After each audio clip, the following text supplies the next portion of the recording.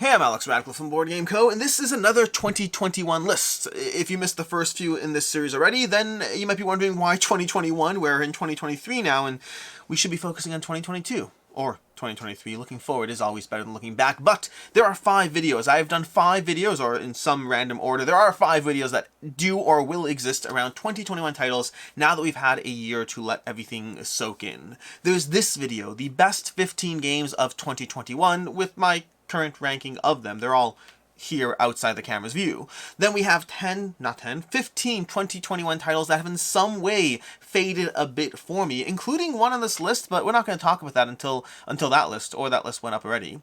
We also have 15 2021 hidden gems, 15 2021 titles I still want to play, and 15 2021 titles that were a bit of a disappointment for me in some way, shape, and form. I'll have whichever ones I already did linked here in the description down below, and the others are still coming, or this is the last one. Honestly, I don't even know.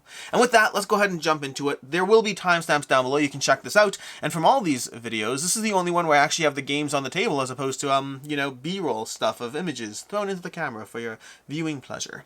Starting with the bat with number 15. Number 15 on this list is going to be is a DeVere title, Luna Capital. Luna Capital falls strongly into the vein of games that you may have learned to love from Calico, Cascadia, Verdant, from Flat Out Games and AEG. Luna Capital from DeVere, very similar kind of scoring mechanism where you're trying to optimize your scores. You gather both a tile and a card in order to put them down into your own little tableau as you build out your map, your grid, and the tiles you're placing down, being mindful of the scoring objectives at play. There's also variable scoring rules to make sure the game is somewhat interesting as you go through it, and the whole thing comes down to trying to optimize your score around the tile placement of the game. My pet peeve with this one is I do not like the graphic design or the art. The components are fine, I guess they're cars and tiles, but overall, I am okay with the presentation of the game, but really it's the gameplay that shines for me. It's the gameplay of placing tiles down onto Mars, slowly but surely, in order to score as many points as possible, optimizing your score efficiently in Luna Capital. Great game, highly recommend it, which I'll try not to say again, because that's inherently true for anything on this list, since this is the 15th. At number 14, we have one that almost feels like it should be a 2020 title, but, 2021 was, I guess, long enough ago, and that's Canvas. Canvas, for me, is one that was very much a surprise hit. It's a game that I played it and liked it more than I thought it would, and I rated it accordingly, and then I continued to play it and enjoyed it more than I thought I would again and again and again. This has become one of my go-to gateway games, one of the games that I can play and have fun with the gamers at my table. I can play it and have fun with somebody who has never touched a modern game before, and they can play Canvas and have a blast. And part of that's because the game almost doesn't need you to be trying to win. Much like Luna Capital and those other games I mentioned, this is a point optimization puzzle, a game which you're trying to optimize your points in the game, but the way you do so is by laying these see-through cards over one another until you have 3 cards, and the combination of them fulfills certain scoring goals. That's how I play the game, at least, but you can also introduce this to somebody who has never played a game before, and all they'll do is make colored pictures and have fun with it, being only loosely mindful that there's a scoring criteria at play. I've had great success introducing this game to a variety of people in a variety of forms. It is on the lighter side, but it is thoroughly enjoyable, has the point scoring optimization I tend to love in games. Canvas is my number 14 for 2021. My number 13 for 2021 is Ares Expeditions. Terraforming Mars, Ares Expedition, one that I was not kind to when it first came out because it's not Terraforming Mars. I stand by that statement for the record. This is my number 13th game of 2021 versus Terraforming Mars is my number 1 game of all time, so there is a great discrepancy between the two titles. But once I got over what it wasn't, I started enjoying Terraforming Mars Ares Expedition for what it was, which is a different version of Terraforming Mars that is slightly more accessible, that I almost prefer to play this one solo over Terraforming Mars, and it gives you a fun scoring optimization puzzle using the general mechanics. I've used the word scoring optimization like 3 times. I think the rest of the titles actually veer away from that a little bit, but these 3, it's a fun game of building a tableau using the core mechanics of Terraforming Mars, combined with a dash of Race for the Galaxy in a way that is not Terraforming Mars, but has a place in my collection. It's enjoyable, it's fun, it plays in a shorter time frame, I do enjoy it. As far as solo or 2-player, I'm almost more inclined to pull out Ares Expedition than than regular Terraforming Mars. Once you go to 3 players, nothing beats Terraforming Mars. Well, not nothing, I'm sure something. Well, for me, nothing beats Terraforming Mars. My number 12 is one that, 12 is part of a series of Blood Rage, Rising Sun, and Ankh. Oh gosh, this is heavy. This is filled with like all the cardboard components. The other boxes I use for the miniatures, they're light. This is heavy. But this, when I shake it around, won't destroy everything, so that's why it's here. Ankh, this is the Pantheon expansion, which sadly I have not played. I need to play with the expansion. I keep saying I'm going to, and I will eventually do so. But Ankh is the third in the trilogy of Blood Rage, Rising Sun, and Ankh. And for me, it is Blood Rage, then Ankh, then Rising Sun. Rising Sun was good, didn't really hold my attention quite as much. Ankh is amazing, and Blood Rage is still king. At least so far, until I try the expansion and see if that changed anything for me. Although judging by the general opinion and the way this game has been taken in, I think people like this game, but I do not think it does hold that critical appeal of Blood Rage, expansion or not. Ankh is area control and giant miniatures with a ton of variable play powers, but it has a very tactical nature to it that almost reminds me a bit more of Tigris and Euphrates in the implementation of the way you're trying to play a game that's supposed to feel like area control, but feels a bit more like an abstract strategy game with giant miniatures and powers. It still works. I love Tigris and Euphrates, and I also love Ankh. It does a great job. Ankh is my number 12 of 2021. The stacking of boxes is going to get progressively worse and harder to deal with, by the way, as we go through this list. At number 11, we have, well, still manageable. Number 10 is where the boxes get a little crazy.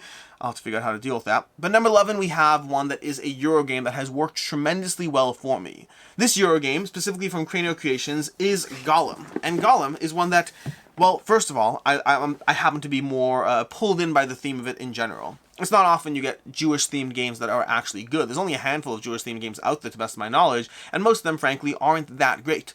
This one holds up, though. This one does an excellent job. This one manages to capture that strong Euro vibes, that heavy design approach to it, while still being Jewish-themed, which just has me a little bit more pulled into it.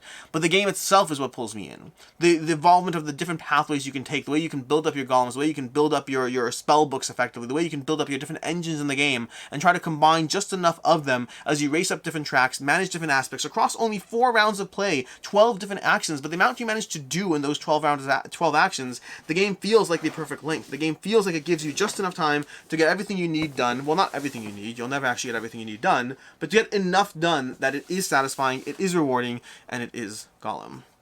I don't know what I'm going to do here.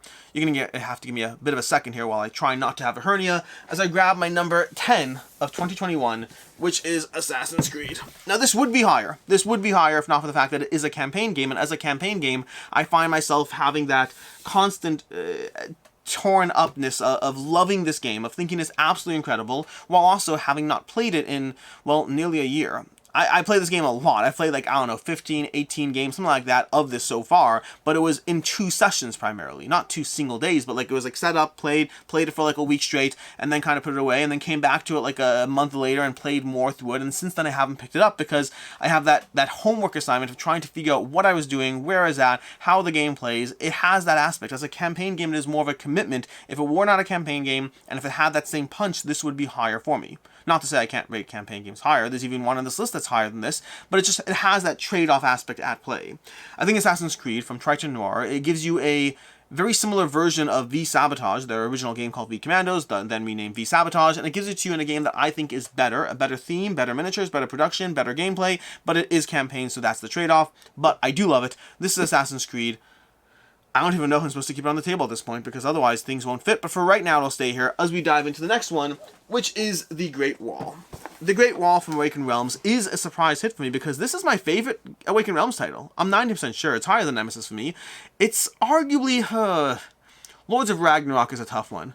Because Lords of Ragnarok arguably is better than The Great Wall to me. The problem is Lords of Ragnarok is fighting in a genre full of area control games that I love, so it does seem to get a little bit less of the spotlight accordingly. So let's go with The Great Wall as being my favorite Awakened Realms game, at least for now. But The Great Wall, and I'll say this much, only one of them was in my top 100, but again, that's probably because Lords of Ragnarok really was facing steep. I need to check what's up with Lords of Ragnarok. We'll come back to that. Where is Lords of Ragnarok? Do I have it in my collection listed? I should. That's a different conversation. Anyways, The Great Wall is worker placement, and it is a worker placement game of an engine building and powers and abilities and generals and advisors and so much fun going on here. It is a little bit finicky in parts of the game. I specifically don't love the round selection card and how you try to guess and double guess what other players are doing. There's some other aspects of the game that I feel could have been more streamlined as far as the game goes, but in terms of once you get past those elements of, streamline and finickiness, this is one of the most rewarding Awakened Realms games experiences I have had. Building up your engine in the game, trying to figure out what to do every round, trying to figure out how to mess over the other players while you get as many victory points as possible as you go for different competitive aspects of the game, trying to be mindful of the endgame scoring, which is not something you can afford to forget, and combined with the Black Powder expansion, which to me is the only way I play the game nowadays because it's just so much better with that.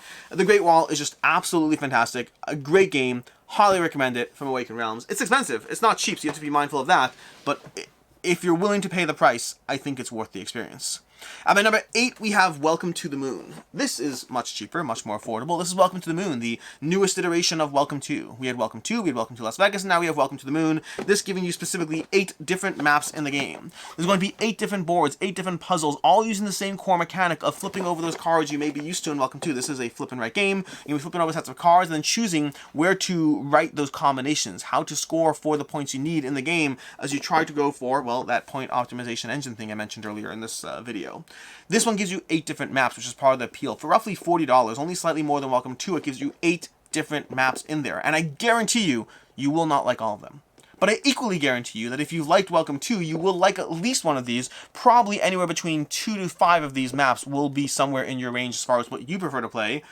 I don't love the last one, just to set you up for disappointment, in case you're playing through the game. I think the last one is my least favorite one so far, but a bunch of them are varied in terms of what they give you, but overall, they give you variety. And they give you variety, and some of these are particularly compelling. My favorite one is probably the second one, but there are some really good ones in here, all using the same Welcome to engine, giving you variety, and there's also like campaign play and stuff to do, and legacy options kind of to mix in, so you can mix in and unlock additional components and content for the game. Great game, highly recommend Welcome to, my number 8 game in 2021. My number 7 game in 2021 is going to be one of, well, I think one more campaign game we have. And then we have episodic stuff, we have things. But my number 7 is, and give me a second as I try to reconfigure boxes without having them drop off the table. My number 7 is Roleplay Adventures.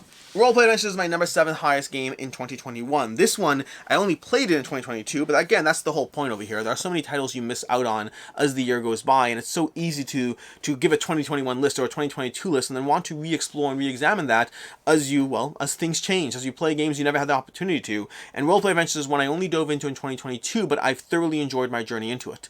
Across, I believe, 11 missions, if I'm not mistaken, 11 different adventures, you're going to go on a bit of a choose-your-own-adventure journey with dice manipulation, character building, and a lot of choose-your-own-adventure in ways that are very rewarding to experience in this game.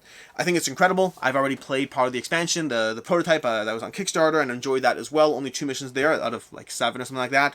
But Roleplay Adventures has some of the best choose-your-own-adventure, some very engaging story. I'm not going to say it's well-written or not, just engaging story. I'm engaged in what's happening, and I like the consequences of the world around us that is building, and just huge variability. I feel you could completely dive into this game and end up on a mission on a whole entire journey that's like 70% different if you intentionally choose different pathways. You'll still encounter some of the main story notes, of course, but there's so much that is different in this game. We've been streaming through this on Twitch, and we've had people who play the game comment again and again, that's never happened. I never saw this. It's a completely different ending. There's so much to this game packed in this box. It is incredibly rewarding. It's an excellent experience, and at 11 missions, it's fairly accessible as far as campaign games go, which also has it high on my list. I like a campaign game that I feel I can finish. I mean, Assassin's Creed is not long compared to a Gloomhaven, but it is long compared to a Roleplay Adventures, and with that, hernias and board games are a thing.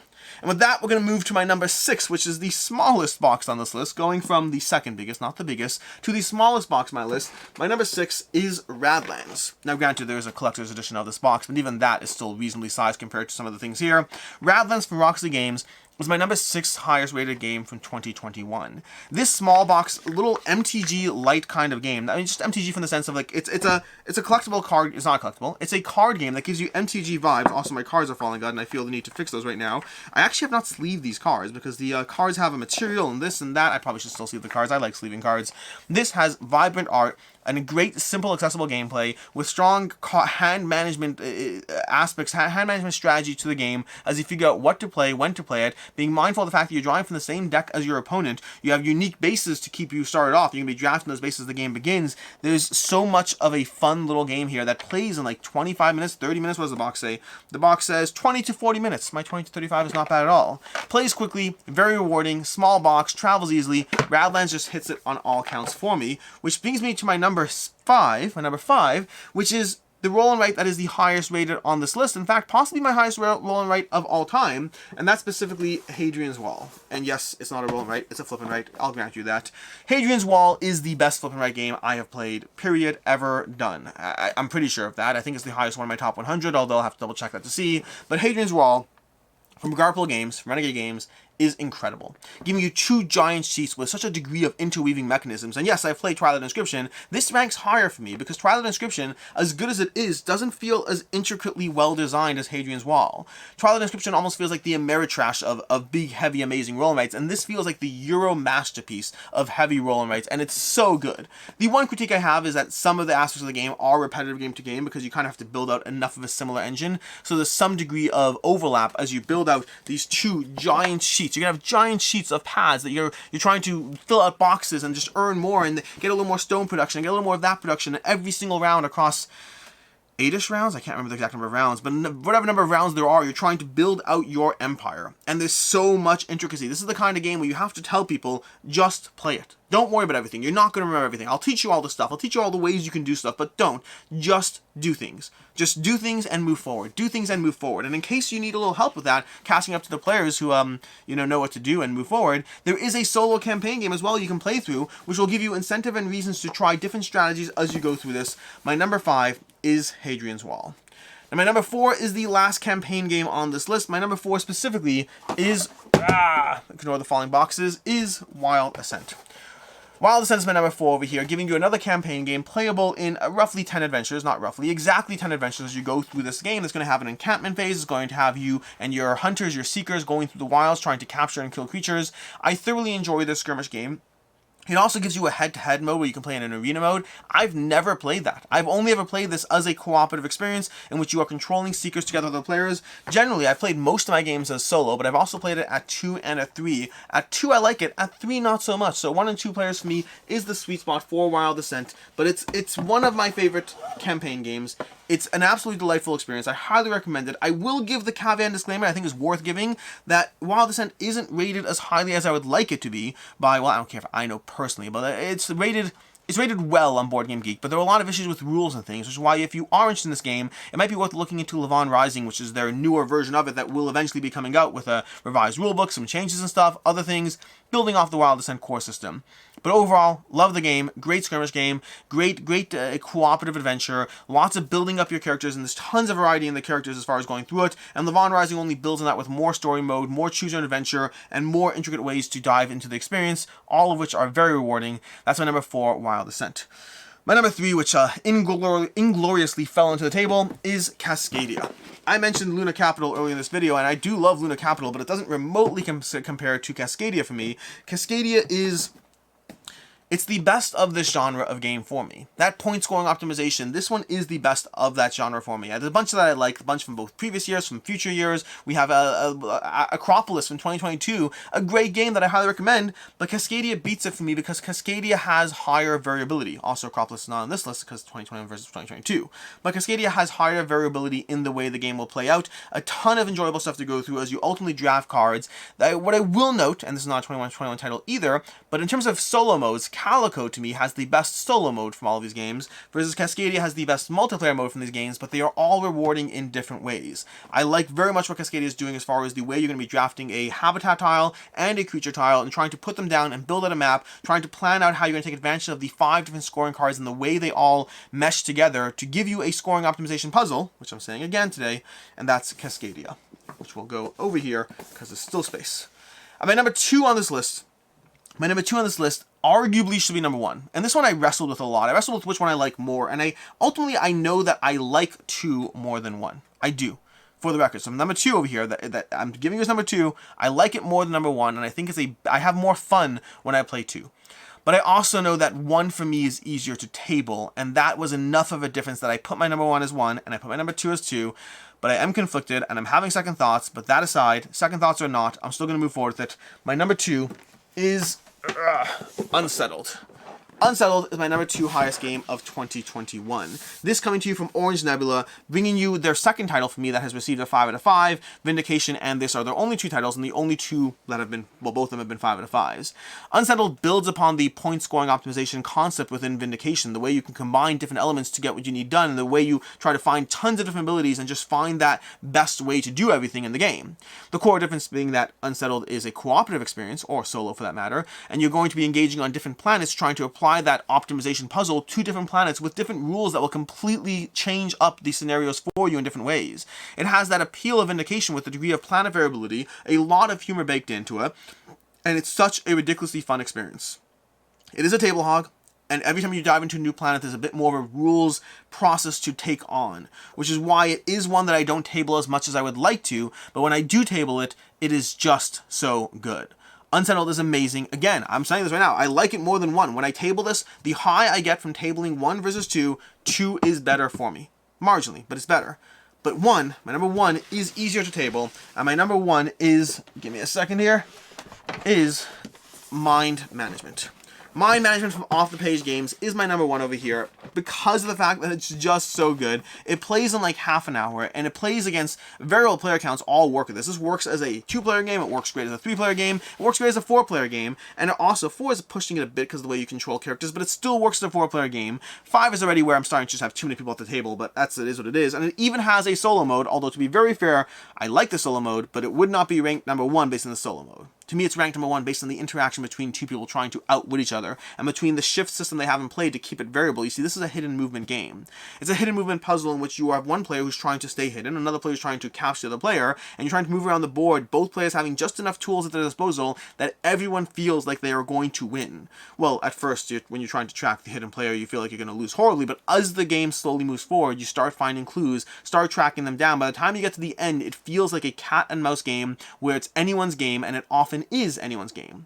But as the game progresses, as players win, you're going to have a shift system, which is the idea that different sides can unlock packages to give them benefits. As you learn the game, as you learn how to think and outthink, the game throws little surprises your way, different things to mix up what you thought was a clean, predictable puzzle. It's not clean and predictable. What you thought you finally got your teeth into and you understand how to play, the shift system mixes it up, giving you more variability to the gameplay, but also balance. If you find one side does better than others with your group, you have the opportunity to give one side more or less shift packages from their side to ensure that the balance is there and that both sides feel that there is a competitive aspect to the game as opposed to a one side having an edge kind of situation. And that will vary game group by game group. The type of players, different types of players will have different ways they approach the puzzle, but Mind Management gives you all those tools and all those options. And again, a solo mode in case you want to perfect your skills in the app as you try to deduce what the opposing AI player is doing.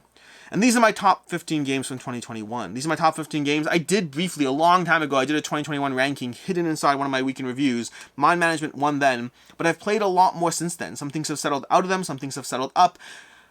This is 2021. I won't be doing 2021 again. I'll probably be doing a 2022 recap or revised list next year, but we'll see.